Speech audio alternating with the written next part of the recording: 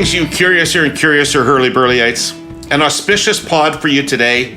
It marks a first in the long and storied, yet somehow still dubious history of the Herle Burly. We have the United States Ambassador to Canada, David L. Cohen, as our guest 2 years and 2 weeks into the job. I'd need a whole separate pod to cover off Ambassador Cohen's CV. It's that long and accomplished. Suffice to say, his career has spanned business, law, politics, academia, nonprofit, and a host of board work. I'm going to spend some time with the ambassador on his backstory, so we'll find out more. We're also going to talk about his impressions of Canada, U.S. politics and leadership in the world, the future of global trade, and given his background in academia, what's happening on campuses these days. Ambassador Cohen, I know what your schedule looks like, so I'm pretty chuffed you made time for us on the Herle Burly today. Not only made time, but wore that hat. The Saskatchewan Roughriders, the holy hat. So I'm going to serenade you with a song you may not have heard. Green is the color, football is the game, we're all together, and winning is our aim. So cheer us on through the sun and rain. Saskatchewan Roughriders is our name. There you go. It is safe to say that I have not heard that song before. And you are more courageous than I am, because if I did know the song, I wouldn't try and sing it on the pod. Especially if you had a singing voice like mine. Right. Well, trust me, yours is better than mine. Oh, my God. So amongst your various travels, you've obviously been to Saskatchewan. I have been now to every province in Canada, usually more than once. Right. I have been to Saskatchewan, and really had a really great visit in Saskatchewan, and was able to visit the Rough Riders Stadium. Right. I have not seen the Rough Riders play in Saskatchewan, but I did see them play the Red Blacks in Ottawa. Right. And you may remember that they did not win that game, I'm afraid to say, which is probably not their finest performance, since the Red Blacks didn't have. Are terrible. They did, well, I didn't want to say that, but they're not having the best year. But they were able to win the game. They were up by 25 points at the beginning of the fourth quarter, and Saskatchewan almost came back to win the game. Right. Well, that was Saskatchewan had a terrible season too. But if you want a true piece of Canadiana, next fall, I'll give you a standing invite. I'll take you to Regina for the Labor Day Classic. Labor Day game in September against the Winnipeg Blue Bombers is other than the Grey Cup, the football event in Canada annually. And that's the way to see Saskatchewan, is at the Labor Day Classic. Well, my team would go and put a rope around my neck and pull it very tight if I told you that I would be there. But that sounds like the kind of thing I would like to do. All right, we'll figure that out. All right, let's get to what other people might be interested in about you. You mean they're not interested in Saskatchewan Rough Rider football? I have found that not all of my listeners are as obsessed about the Riders as I am. So, yes, I've had to put some of my personal interests and passions behind. So first thing when I started to read about you is that you grew up in New York. And I grew up in Prelate, Saskatchewan, and then Regina, as far from New York as you could possibly imagine. But I lived vicariously through Neil Simon movies and Woody Allen movies and all sorts of stories about what it's like to grow up in New York City. So why don't you just tell me for a couple minutes what it's like to grow up in New York City? So, I can only answer that in part, since, to be fair, I was born in New York, but I actually moved out of New York when I was 3 years old. But oh shit! But those first 3 years are highly memorable. It wasn't like a Woody Allen movie. I would absolutely say that. I was born in New York. My parents are New Yorkers. My brother and sister, I guess my sister was born in New York. My brother was born in New Jersey. But my brother and sister both moved back to New York. And so for my whole for my whole childhood, we moved to suburban New Jersey. And for my whole childhood, I mean, New York really was a partial home for me. It's hard as a parent, as a father now, I can't believe that my parents let me take the bus to go into New York, visit my grandparents or go to baseball games or football games, literally when I was 9 years old, 10 Okay. years old, 12 years Yeah. old. So I spent a fair amount of time in New York. And I have to say, I mean, New York is a high energy city. It is a wonderful, wonderful place to visit. I am not sure how wonderful a place it is for me to live. It's just, there's almost too much Right. going on. Right. But I mean, I think I was a curious young person, more as a teenager, and so people always say, "Well, were you a Giants fan?" I said, "Well, I sort of like the Giants sometimes, I like the Jets sometimes." You have lots of choices: Knicks and Nets, Rangers and Islanders. Right. So there was a lot of choice involved. I mean, did and do like theater, and there's nothing like theater um, in New York. I mean, it's New York and London have Yeah. more theater than any cities in the world, Yeah. and so that was great. And as I said, I loved taking the bus, and say this, and parents parents of kids in New York today listen to this and say, "Oh my God!" But to get off at Port Authority in New York, which at the time seemed to me to be reasonably safe. There were a lot of people around. That was my training: is if there are a lot of people, it's Sure. It's relatively safe. safe. Yeah. But I mean, Port Authority now, let's face it, is one of the seedier locations in America. And the fact that I'd get off a bus by myself, exit, take the subway to go visit my grandparents by myself as a 10-year-old.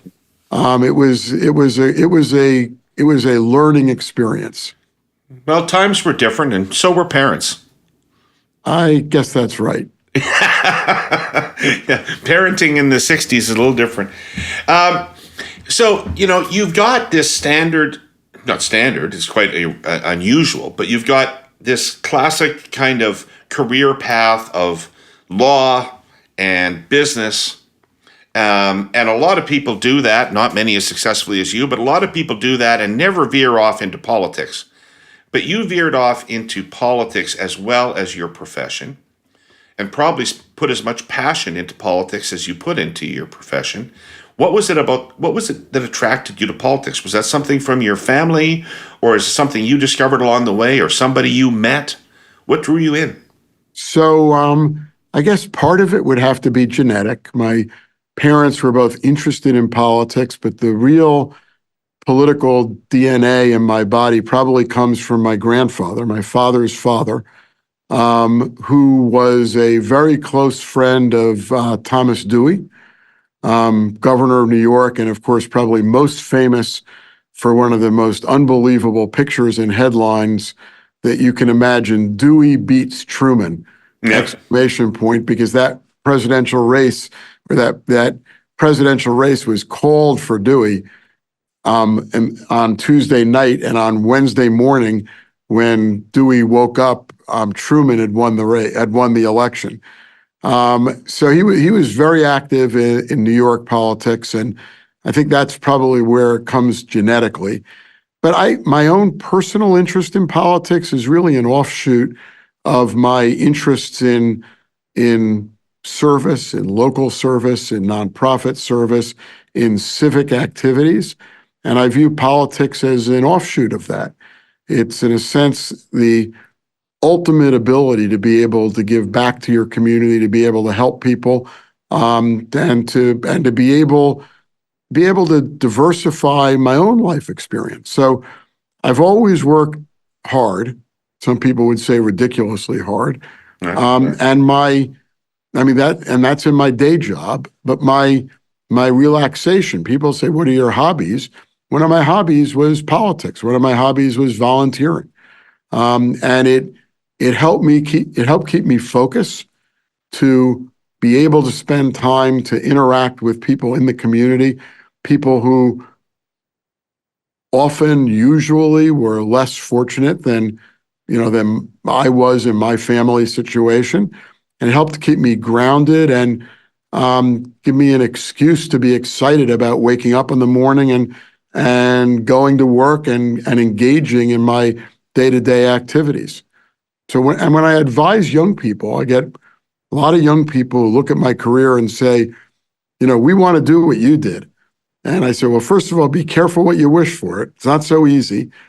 But I also tell them that I didn't have a life plan to go to college, go to law school, practice law. While I'm practicing law, take a leave of absence to work on a big city mayor's on 2 big city mayors races, then to go into city government, then to go back to the law firm, become chairman of the firm, then to go into the business community and maintaining politics and nonprofit engagement and civic engagement as a sideline to that. But so that's not exactly what I planned on doing. But one of the things I did know well enough was that I should always try and find places to work where they would tolerate or encourage my engagement in what I would call these extracurricular activities. And it's what gave me the exposure to politicians, to government officials, to nonprofit causes, to civic causes that enabled me to dabble in all those spaces and really rounded out my career, and I hope rounded me out as a person as well. But you had to have a worldview ambassador to do that made you think that politics and government could be a force for good. And not everybody shares that view. And where did that worldview come from for you? So I did and I do have that worldview, which is that politics, particularly politics in the United States, and after a couple of years, I would say it is true for politics in Canada too, where you've got a creed among your political leadership and your political structure, where democracy matters and democratic values matter, and that there is a deeply held view that government's role is to improve people's lives. Government's role is not to enrich the people in office. It's not to make money for people in government. It is to pursue policies and programs that make the general population's lives better, and that government done right can focus in particular on particular communities where the need is greatest. It is not written anywhere in the United States Constitution, in the Canadian Constitution, in my code of ethics that government needs to treat everyone the same. That if you're going to provide a housing program because there's a housing shortage, that you have to make the same program available to everyone in the country, regardless of their income level and regardless of their need for government support with housing. The good thing about good government is that you can have a targeted program. I'll stay with the housing analogy, and you can say, I'm going to solve the homelessness problem, and then I'm going to work on affordable housing. And that's okay. Good government can make decisions like that. And, for me, it's why my job as chief of staff to the mayor of Philadelphia will always be my favorite job. I've warned all my bosses that no matter how much I love my job, and I love every one of my jobs, you'll never be able to beat the job of being chief of staff for a progressive, not progressive liberal, but a progressive, activist, smart mayor of a big city, where I learned how we could change literally hundreds of thousands of people's lives every day by policies that we often developed on our own and then figured out a way to execute them and develop them. And I could see communities transformed. I could see individual people get jobs and have a different life and a different outlook on life than they had before. I could see reductions in homelessness. I could see reductions in crime. I could see what good government can do to dramatically improve the quality of people's lives. And I love this job. And frankly, this one is as close to being chief of staff to the mayor of Philadelphia because they also get to work on big issues that can improve people's lives.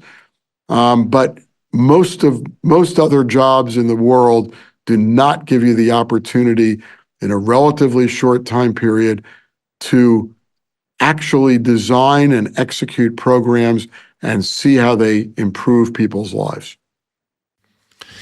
I spent last week snowed in at my cottage, north of Ottawa. For me, that's a harbinger of three interconnected things. My shoveling efficiency rate, volume per scoop times speed, continues to decline. The holidays are coming up quick, and it's giving season.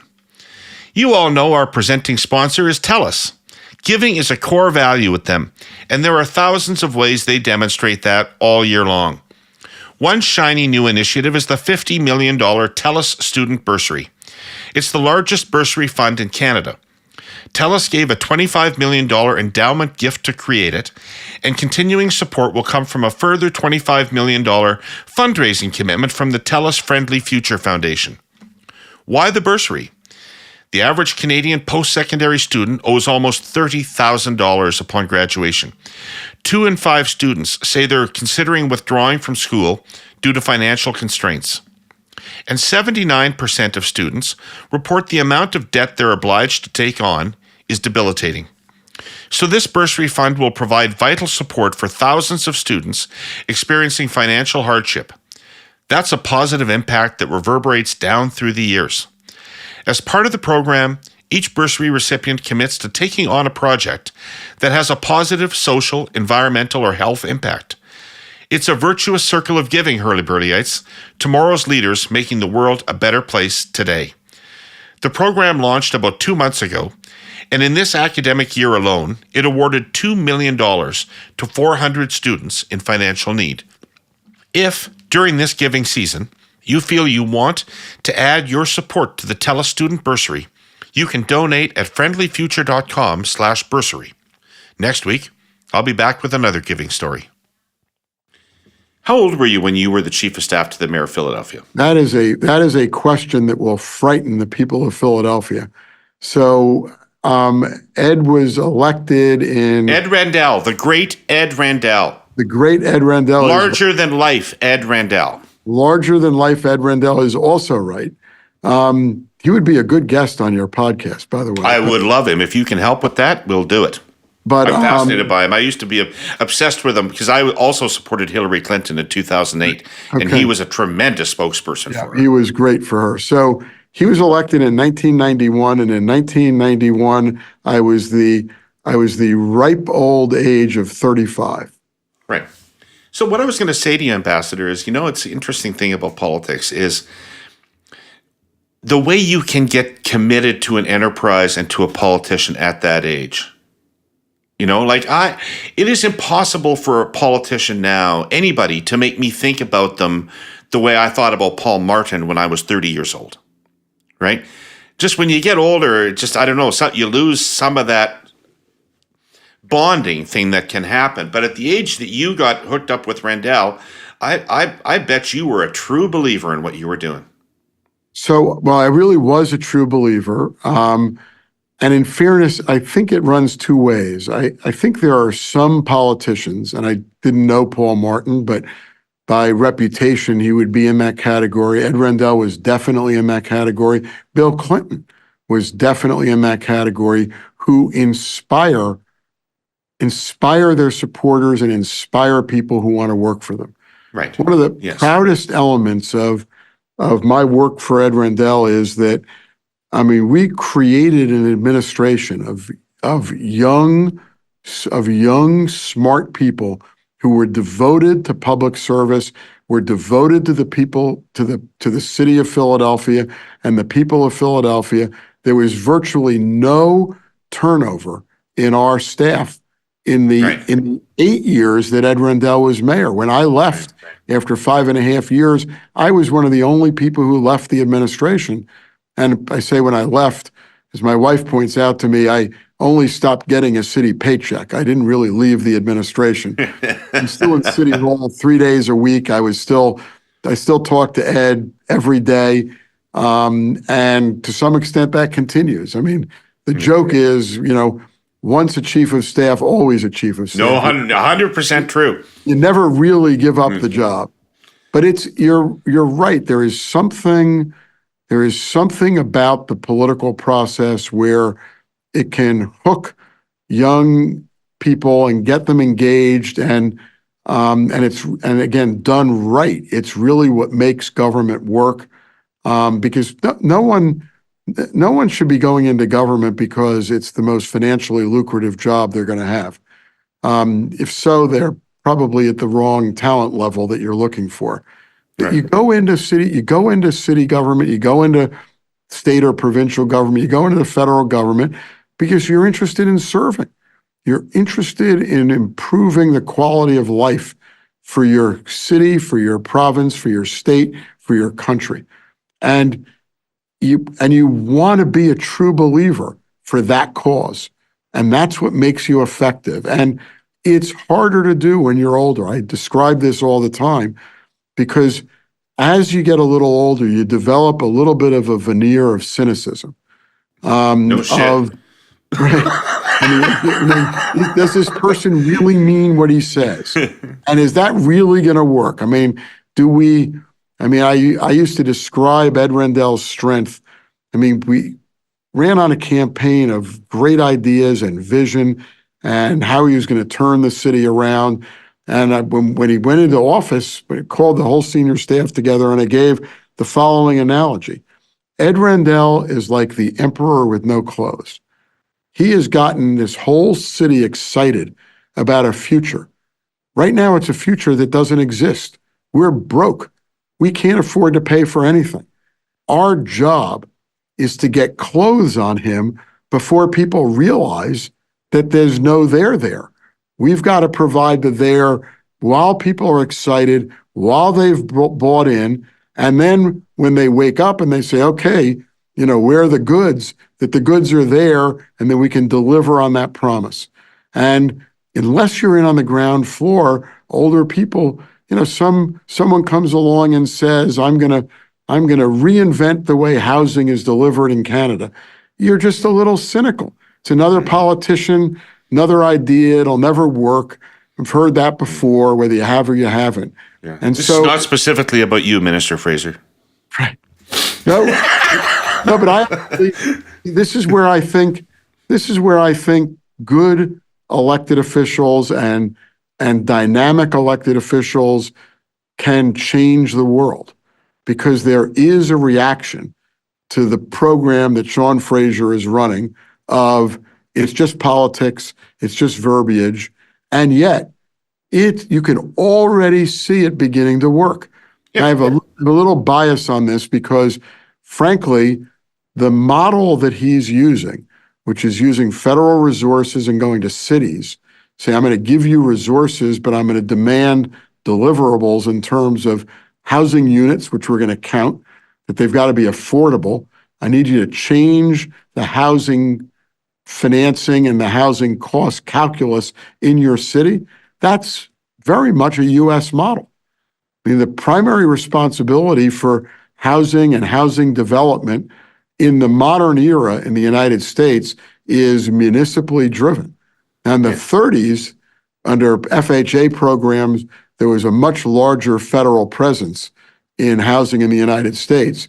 But the modern view is to rely very heavily on cities and on municipal governments with partnering with private developers to drive housing and affordable housing and to drive attacks on homelessness in the United States, with a federal role being more financial, providing resources and incentives to permit that to happen. So the Canadian model you're seeing here looks a lot more like the U.S. housing model, and it works because the people who are closest to housing needs, people who are closest to housing developer needs are people at the local level.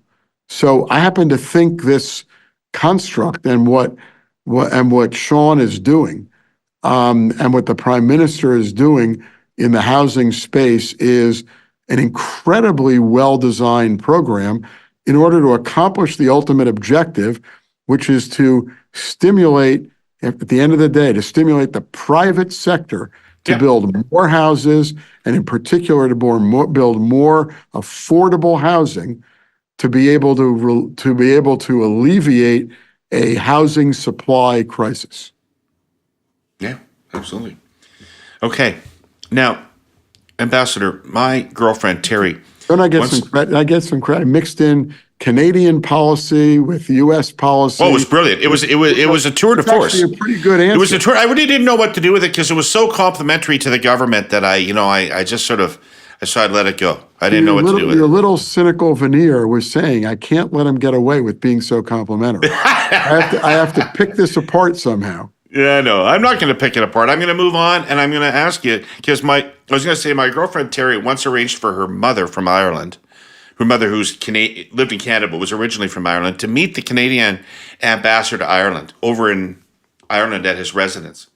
And sitting down over lunch, she turned to the ambassador and she said, "So what do you have to do to get a job like this?" And I'm not going to ask you that precise question, but I will say, how do you know Joe Biden? So I know Joe Biden through politics. It's an example of getting involved in politics allows me to meet a lot of people. At the time I met Joe Biden, he was a United States senator. I was meeting a lot of United States senators, and I met him. Actually, was introduced to him by Ed Rendell, and gradually moved into the Biden political circle.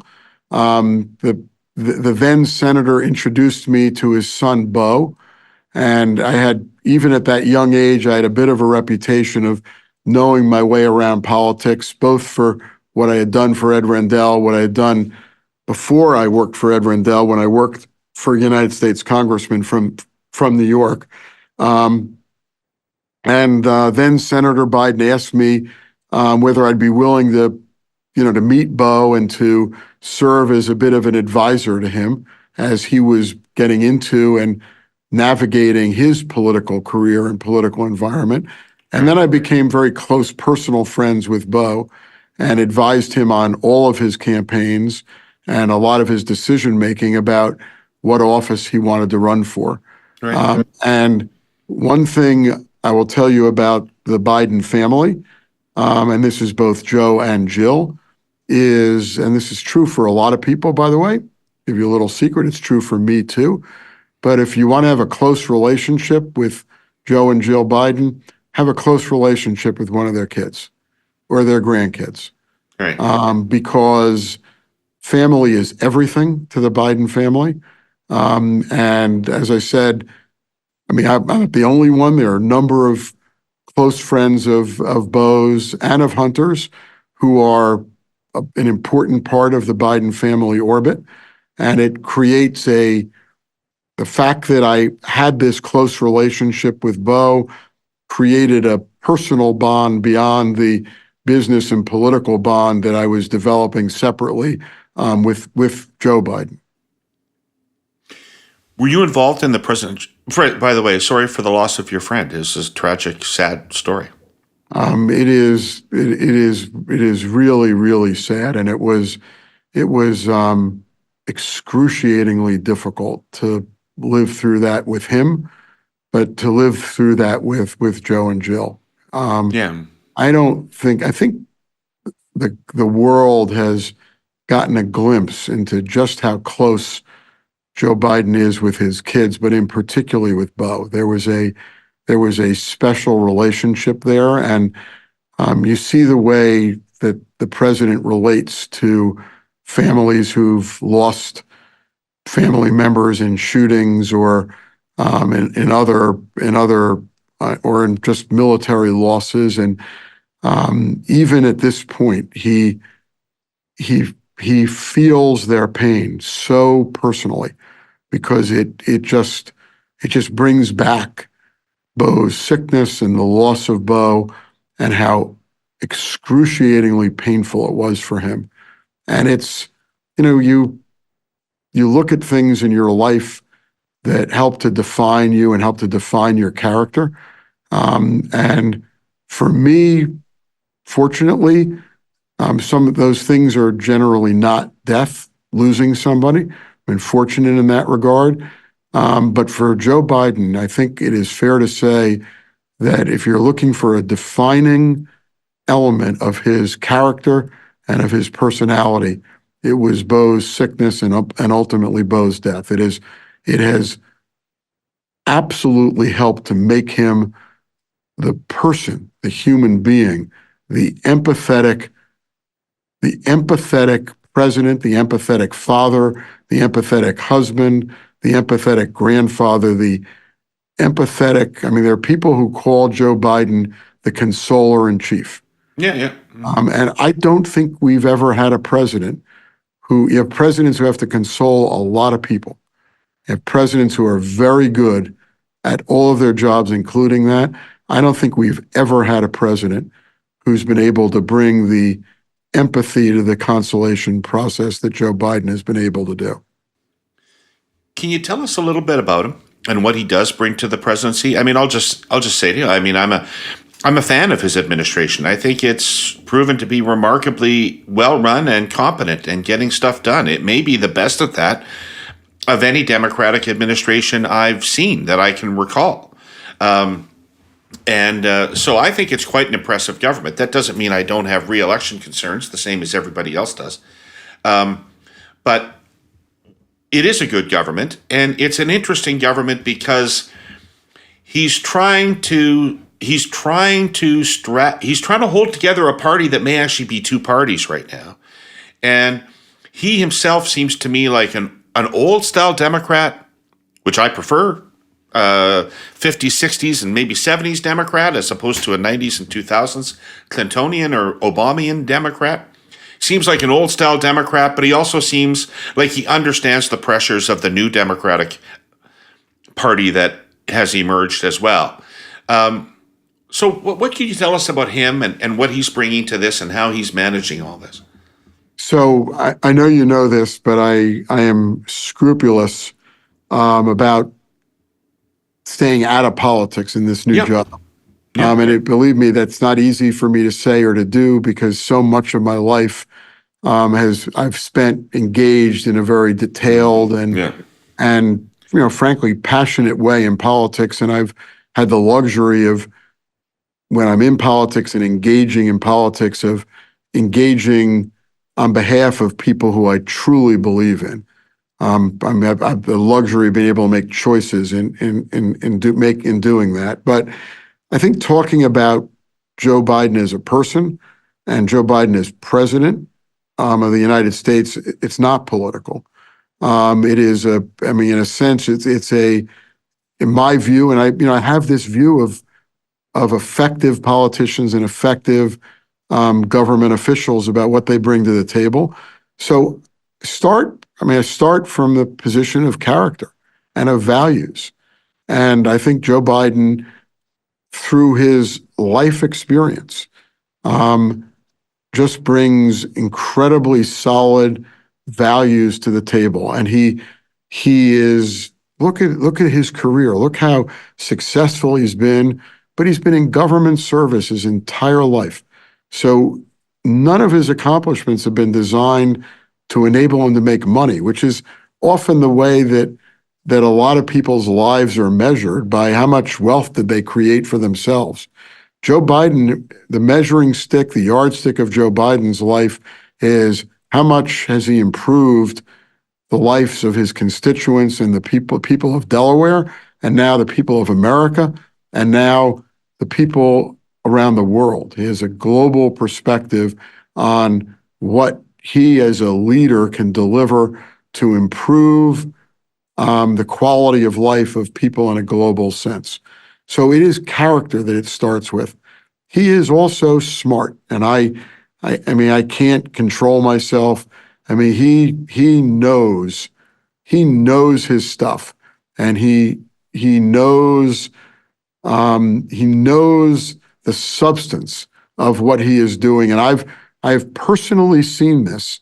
I'll give the most recent. I mean, I've personally seen this as he works on matters. I'll just give you two examples, which is that when President Biden was vice president, there was a pretty major issue around these gun shootings, and the issue was around whether violence and guns on television and the movies was contributing to, to kids who think the way to be macho is to have a gun and go and shoot someone, because Right. that's what you see in the movies. And I'm not talking about old style Westerns. I'm talking about urban drama, where you're joining a gang, you're getting a gun, and you're shooting people. And there was a discussion about the potential role of government, whether through regulation or otherwise, in trying to control the content of movies and television shows to reduce the amount of violence that was being shown. And there was agitation by some for legislation and regulation. Now, I personally, and fortunately, Joe Biden, and in the end, I think Barack Obama, thought there was this little nettlesome thing in the United States called the First Amendment that does not really give the government to control the right to control content of speech. But President Obama asked Joe Biden to chair an effort within the administration to develop a program for trying to reduce the depictions of violence on television and the movies. And I saw Joe Biden meet with hundreds of people, parents, organizations that were opposed to violence in movies and television and movie producers, directors, hundreds of them, and going through the analysis. And you could sit in a room with him, and he was the most knowledgeable person in every room. Say most knowledge, not the smartest guy in the room, because sometimes I think that's a pejorative statement, because it's someone who behaves like they know everything. Yeah. He never behaved like he knew everything, but there was no one who was going to pull something over on Joe Biden. He knew the data, he knew the surveys that had been done, he knew the studies, he had read the psychology reports, on psychologist reports on some of these kids who had gone into schools and shot them up. And so there is an intellectual rigor to Joe Biden in the way in which he approaches problems, which I am biased. I happen to still think that there are right answers to things, and it just requires a lot of analysis.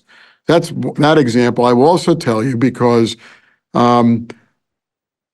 I will also tell you that in a more recent example, when the president was coming to Canada, visiting Canada, I had the opportunity to sit in on the multiple briefing sessions before he did a press conference, before he did public events.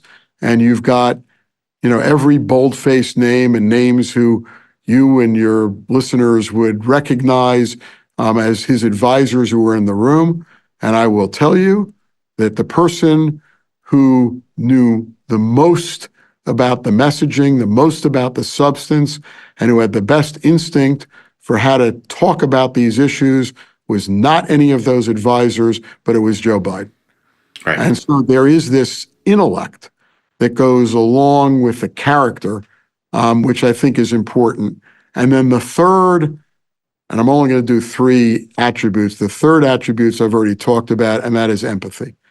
Joe Biden, and the reason for his historic electoral strength is the connection that he has with people. And that comes from his empathy. People believe that he really cares about them. And that's because he really does care about them. And being able to bring that empathy is that empathy with the strong character he has and the intellect, those three attributes are what powers him as our president. And I think you see it not only in the United States, but with all due respect, you see it in the world. I mean, when I look at Ukraine, I'll just use that as the example. I think if you step back and have an honest assessment, it is Joe Biden. It's the United States for sure, but it is Joe Biden as president of the United States who has provided the leadership to create a global coalition for the support of Ukraine. 100%. It is Joe Biden who has kept NATO together and brought NATO together for the support of Ukraine. And the global impact of his leadership, I think, has just been extraordinary. Right. So I go down rabbit holes sometimes, usually at night. Who doesn't? Old Saskatchewan Rough Rider Grey Cup games, Norm Macdonald talk show clips, Habs highlights from the past, old concert videos from the 1970s. I could look at retro stuff for hours. Sometimes I do. The other day, I ran across some old ads that our sponsor CN ran 40 years ago or so, back in the 1980s. It's especially fun to watch stuff from a bygone time you remember well. You can find the old CN ads easily enough online. You ever wonder, by the way, who is in charge of preserving absolutely everything online? Anyway, these ads have scenes like finger dialing a rotary landline phone, or a monochrome computer screen dripping green numbers, just like in The Matrix, or hands tapping on one of those old clanky computer keyboards with huge keys, or shots of a satellite dish with an unctuous voiceover intoning silent dishes angled at the sky. Like I said, fun to watch, the same way the Partridge Family or the Brady Bunch is fun to watch. In a way, though, those CN ads were ahead of the curve. The central message was that railroading was no longer just a locomotive hauling an endless procession of boxcars from point A to point B. That even 40 years ago, businesses that didn't leverage technology would be left behind. The ad talks about using computers to determine where every boxcar and every container is at every moment, where it is bound, and what it contains. Move ahead to 2023, and that sort of data-based business seems unremarkable. CN trains are now heavily computerized, satellite-guided, precision-monitored. They inspect the tracks they roll upon for safety issues, and sensors embedded in the tracks inspect them back in return. But it all has to be in service of the same basic, unchanged rule. Trains must depart and arrive on time, come what may. If they don't, our whole economy shudders. Some stuff just doesn't change. So he calls you up and he says, "Do you want to be the ambassador to Canada?" Did you have to think about it? So I wish I could say that that's the way the process worked. It wasn't quite that easy. Oh. It's interesting. By the way, part of my Joe Biden story is that he has offered me a job 3 times before, all of which I turned down. Once as senator and twice as vice president. But all those were because timing is everything. I mean, it just wasn't, in terms of where I was in my career, they were just not the right time for me to be able to leave and go into government service. But as this campaign was approached, I was reaching a different stage in my career and a different stage in my life, frankly, where I was trying to shift my focus to spending more time on nonprofit activities, more time on civic activities, more time on service, as opposed to the pure private sector world in which I've been engaged for decades. Right. So when he made the decision to run for this office, in the back of my mind, and I'm never presumptuous about this, and I frankly never have conversations about it because I'm probably the most superstitious person who has ever been on your podcast. And I would never have wanted to jinx anything, but in the back of my mind, I said to myself, maybe this is a time where I would accept an offer from Joe Biden if it came. And so, as we got into the election process and through the election, I was advised by him and by people close to him that the president is going to be interested in having you work for him. You should give some thought to what you might want to do. And so I sort of bucketed those opportunities in three buckets. One was to work in the White House. One was to be a member of the cabinet or a high-ranking sub-cabinet position. Actually, those were my two buckets.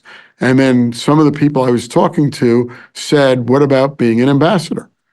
And I honestly had never thought of that. And they said, you would, first of all, you would love being an ambassador. It's like being mayor of a city, because you're sort of in charge of the mission, and you've got like mayoral functions. And you would love it, and you'd be really good at it. The breadth of your substantive knowledge, the breadth of what you understand, your instincts, your political instincts, your business instincts, your management ability, your ability to get along with everyone, you'd be an amazing ambassador. And so that's when it was put on my radar screen. And then I was considering it. I mean, I won't bore you with all the details, but as I was thinking about it, becoming an ambassador became my number one choice. And the way the personnel staffing of this administration went at some point after the election, so no implication of superstition here, I was asked to submit a few things I might be interested in to the transition team, and I did that. Two of the three were ambassadorial appointments. One was a cabinet position. And I thought I did my job. And then they came back to me and said, the president wants you to rank them. Wow. All right. Write your own ticket. This sounds like write your own ticket. He won't hold you to it, but you should rank them. And in all honesty, I ranked them, and my number one choice was to be the U.S. ambassador to Canada. And when honest to Christ, other than the proximity to home, why would that be? So for multiple reasons, some of which won't surprise you given everything else I've said, Canada's a big country with a wide variety of complicated issues.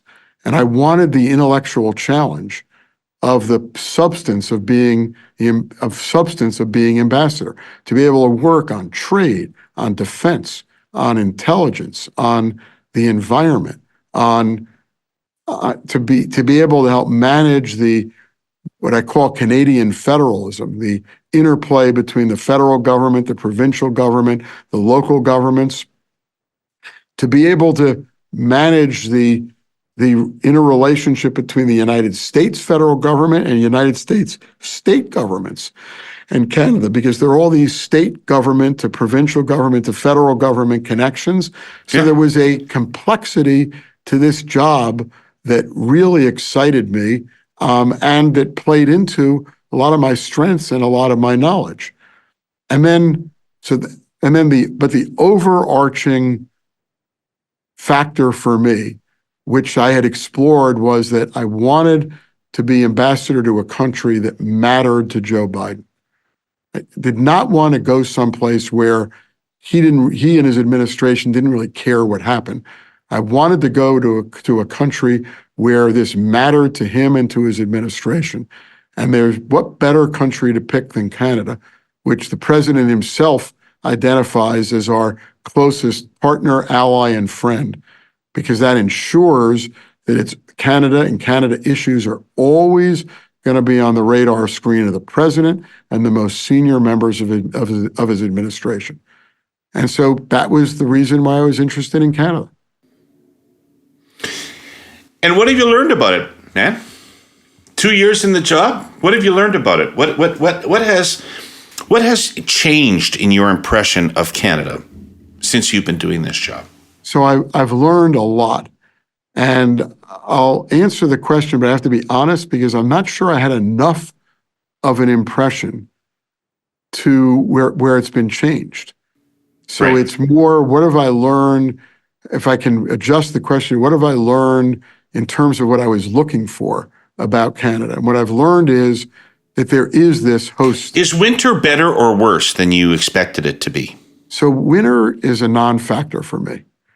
I come from Philadelphia. It's cold in Philadelphia. We get snow. We don't get as much snow, but in Philadelphia, if we get 6 inches of snow, the city shuts down. In Canada, you get 6 inches of snow and nobody even pays any attention to it. So the snow's managed so much better in Canada. So I learned. So I'll tell you what I've learned. Here's the first thing I've learned. You said I've been here 2 years and 2 weeks. It's not the way I count. The way I count is I'm starting my third winter in Canada. Right. Absolutely. I feel like I'm a First Nation by counting my life here by seasons. Yeah. But the winter really does not bother me, and it can be very cold here. And if there's a difference between winters in Ottawa and winters in, by the way, I've learned that you have to define where your winter is, because winters in Ottawa and Winnipeg are a lot more severe than winters in Vancouver, just by way of example. Yeah. Vancouver, that's not really Canada. I mean, that's like some other thing altogether. Okay. You can't really. I have to count that as Canada. I'm not going to get into that. I'll get in trouble. Maybe but it's Oceania, Pacifica, something like that. But the major thing I've learned, there are a lot of things I've learned, but the one I'm going to call out, and what is different than my expectation, and I've learned this within my first week or two of being here, and for months afterwards, proved this out, is the incredible loss of trust and sense of betrayal that exists on the part of Canadians who missed their former relationship with the United States. So that whether this was elected officials or members of the press or civil society or just regular people, ordinary people, the dominant question I was asked is, what happened to our friendship and our relationship with the United States? And in a typical Canadian fashion, perfectly fair to ask that question, but in a typical Canadian fashion, it was almost always followed up with, did we do something wrong? As if you've got this loss of trust and it must be us who created the problem. And so, here's before I got here, I'm a substantive guy. I overstudy, I overprepare for everything. So I came here with a real platform of what I wanted to accomplish. It's the 6 pillars of the roadmap for a renewed partnership between Canada and the United States that the President and the Prime Minister released in February of 2021. And here it is. I'm all set, and I have to come up with my own strategic vision. After all, my president, my host country's prime minister, came up with their vision. I'd have to be an idiot to come up with my own. If it's good enough for them, it's probably good enough for me. Right. And so what I didn't know is that I needed to graft onto that what I think has been my number one responsibility, and a responsibility that an ambassador can actually influence, which is to rebuild the trust that historically existed between Canada and the United States. And with Joe Biden as president, I was in a very good position to do that, because he was all about rebuilding trust. He was all about telling Canadians, as I said, the United States has no better friend, partner, or ally than Canada. As he said on the visit when he was here, the United States has Canada's back. Messages like that, which go directly to the trust quotient between the two countries. And I'm really happy to say there's a lot of polling on this, and I don't live my life by polls, but I think they can be. Hey, I'm a pollster by trade. Well, but no offense. No offense, you're probably right some of the time.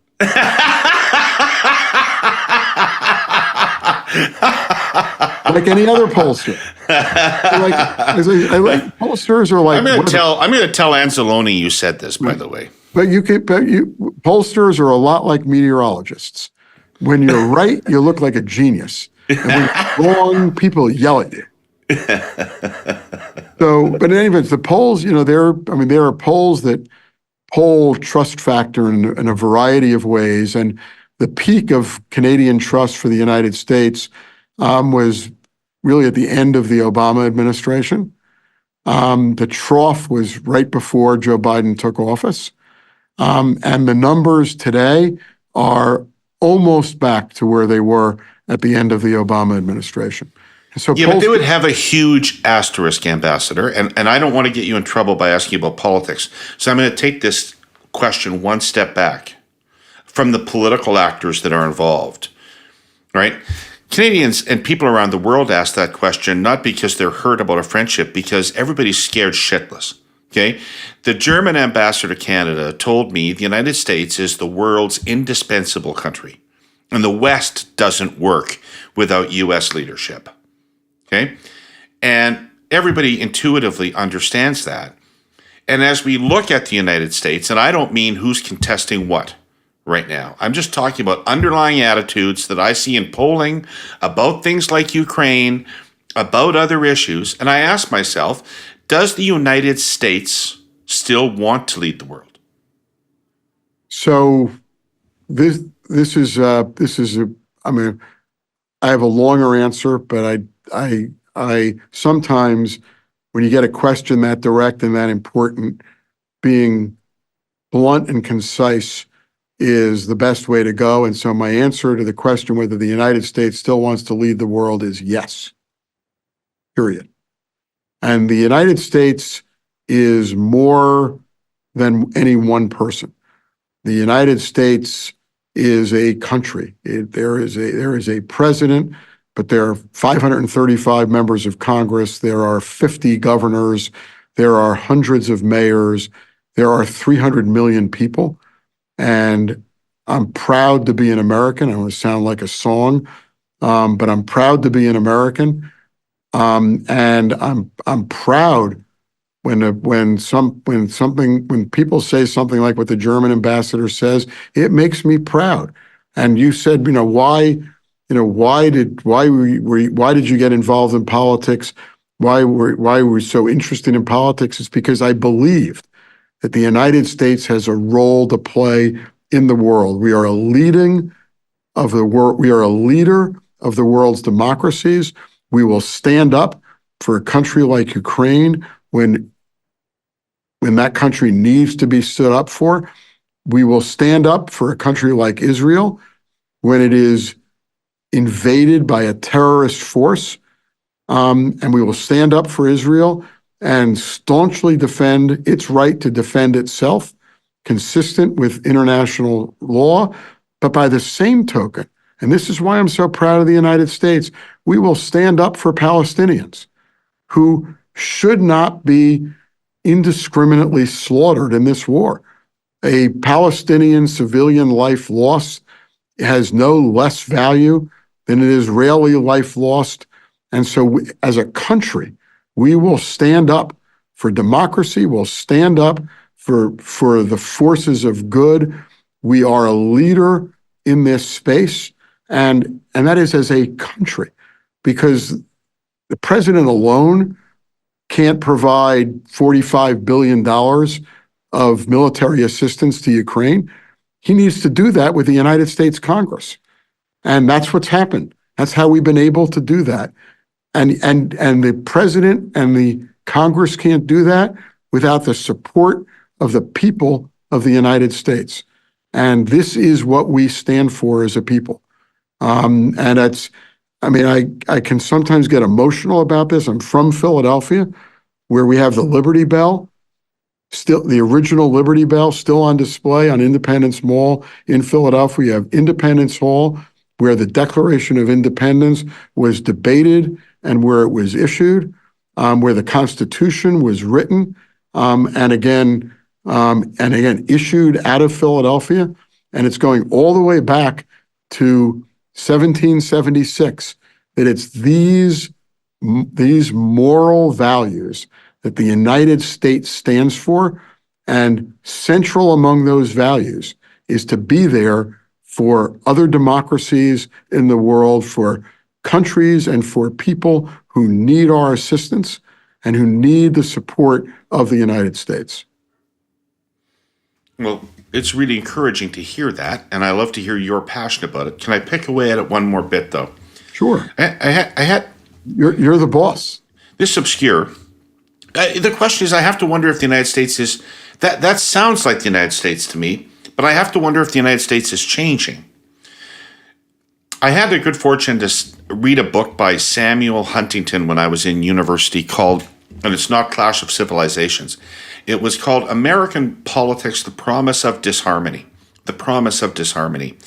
And the basic core of the book was that the original Constitution of the United States is such a compelling document in its aspiration that all of the revolutions that had happened within American society over the years, whether it be the civil rights movement or the women's rights movement, any of these things had all, unlike revolutions that happen in other parts of the world where people are rejecting the central ethos of the state, in the United States, these revolutions all aspired to the American dream. They weren't rejecting the American dream. These revolutions all said, you promised me this, and you're not delivering it to me, and I want it. And so that's kind of my way of understanding the U.S.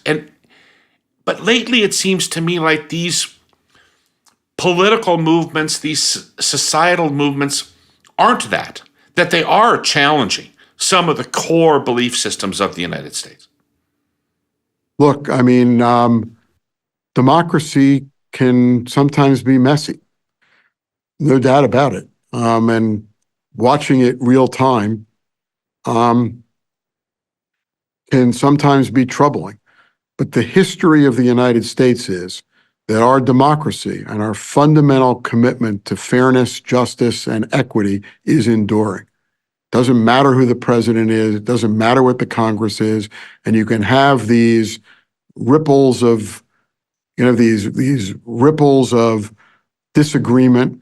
I'm going to give you an example you may say is a stark example, but go back to the 50s and Joe McCarthy and the communist hunts, and he was a powerful and influential and important member of the Senate who chaired a committee and led some pretty reprehensible witch hunts and ruined some people's lives by going after them as quote unquote communists.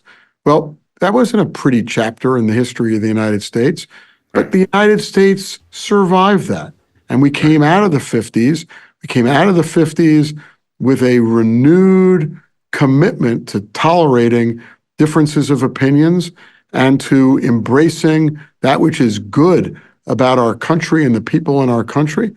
And so you can call me a glass half full kind of guy, but I'm always going to have the optimistic view that in the end, our commitment, our character as a country to democracy, to democratic values, to liberty, justice, and what we call the American way will always survive any temporary disruption.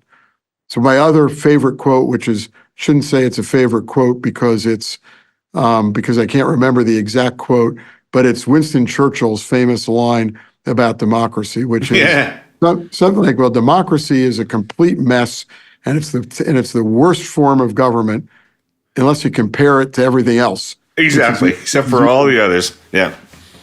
He was a quote machine, that guy. Right. Okay, thanks for getting into that. I maybe it got deeper than I or you wanted. I don't know, but I was perfectly comfortable with the question.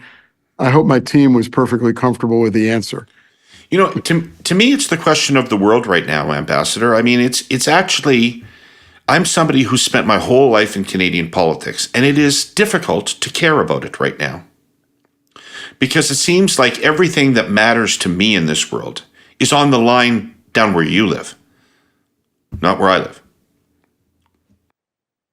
Well, I think that may be an exaggerated view of the importance of because I think it's not even a view of the structure of politics necessarily. I think it's an exaggerated view of the importance of the divisions that are being aired within the United States Congress and their political divisions. But so I don't want to get into an issue by issue discussion of this, but here we have, the House of Representatives went out today without voting on aid packages for Ukraine and for Israel. That is definitively not because there is a significant fundamental difference of opinion about whether there should be significant U.S. aid for Ukraine and Israel. You're using it as leverage to get funding for border security? It's a different issue. A different issue is holding that up. So that's what I call the messiness of democracy. Right. But it should not be viewed, and I think Republicans and Democrats in the House and the Senate have bent over backwards to say this should not be viewed as either party having a fundamental problem with providing significant military aid to Ukraine and Israel. So it just becomes an example of the messiness of democracy. It is not an example of some retreat or retrenchment by the United States in relinquishing its role as playing a constructive force in the support of democratic countries and democratic institutions on a global basis. Right.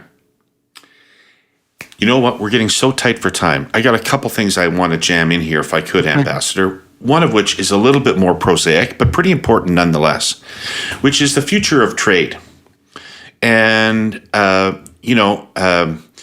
we were all happily a decade ago progressing along a path of endlessly expanding international trade with everybody, and this was seen as a universal good. And then some combination of Russia's invasion of Ukraine, more bellicose posturing from China, and COVID convinced us all that maybe that wasn't such a wise idea, and maybe we needed to have some different thoughts around trade. And the Biden administration introduced the concept of friendshoring. I haven't heard a lot about it, but I'm quite interested in what its implications are for Canada. So just to prove that I can give a short answer, this can be two questions in a row, which is the implications of friendshoring and nearshoring for Canada are strongly positive. And so this is the way I approach this issue. You're right about your historical recitation, but one of the huge strengths of the U.S.-Canada relationship is our trade relationship.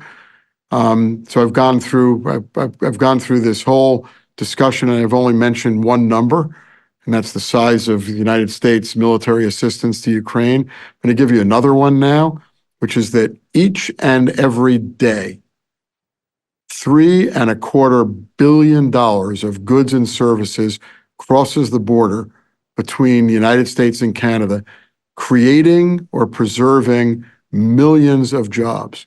$3.25 billion a day.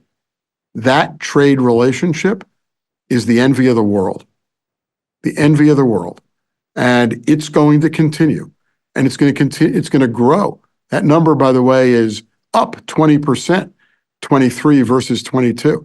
So you've got this enormous number, which is on an upward trajectory, which is going to continue to grow. And what nearshoring is about is I'm going to give my own definition of this. It's about making sure you're doing business with your friends. And because they're more reliable than having to rely on maligned actors to support your supply chains or your business. So nearshoring is the existing unbelievable synergy in the automobile industry between Canada and the United States. Nearshoring is extending the consumer electric vehicle tax credit to batteries manufactured in North America, in Canada, in any country in the world with which the United States has a trade agreement. That's nearshoring. It's making sure that Canada can participate fully in the EV supply chain for automobiles that are produced in the United States. And so, as I said, I think I like my definition that nearshoring is about not continuing to have to rely on Russia for our uranium processing, to have to rely on China for our lithium and lithium refinement, but to build trade and business alliances and partnerships with friendly nations like Canada and Mexico, look, and Europe. I mean, we have a lot of friends in the world, but it's designed to create more powerful trade and economic relationship between friendly players, players who share the same values. Do you think it's possible that in the past trade policy was shaped too much by business interests and not enough by national interests? So this is your first time talking to me. You're about to learn something that lots of people in Canada have learned, which is I'm not afraid to say I don't know. So I'm not a trade expert. I don't know that I studied a lot of trade before I got here and got in this position. My career has not really required me to do that. And so I'm actually not sure what the causes are of an evolution of trade policies that the United States has had and that Canada has had. Yeah. Okay. Quickly on defense. I want to know how much you care about this. If Canada was to live up to its NATO commitment, it would cost us about an additional $20 billion a year. That's real money in Canada. And even a government as loosely committed. By the way, I think the number may be more than that, but in any event, it's real money. Yeah, okay. Well, even if it's more. So that would require real choices in this country on spending. Either things would have to go or taxes would have to increase. I've lived my life under the impression that you actually don't give a shit what we spend on defense because we're not defending anything. You're defending us, and whatever additional we would spend on it would not make a material difference to the safety of the United States, Canada, or the globe. But maybe I'm wrong. Do you actually care what we spend on defense? So the answer to that is that we do care. We do care because we are friends, partners, and allies, and we both need to pull our fair weight. I'm going to explain what I mean when I say that in a second. But you've probably heard me say, and it can be a little controversial with some of our allies, that I, for one, I don't think you can judge or assess Canada's commitment to defense or any country's commitment to defense by reference to any one single metric. So when I say that the United States cares, I think we care about Canada stepping up and be in a position where there is basic defense preparedness, and where there is a lot of preparedness for that. But that does not necessarily mean, and you've not heard me say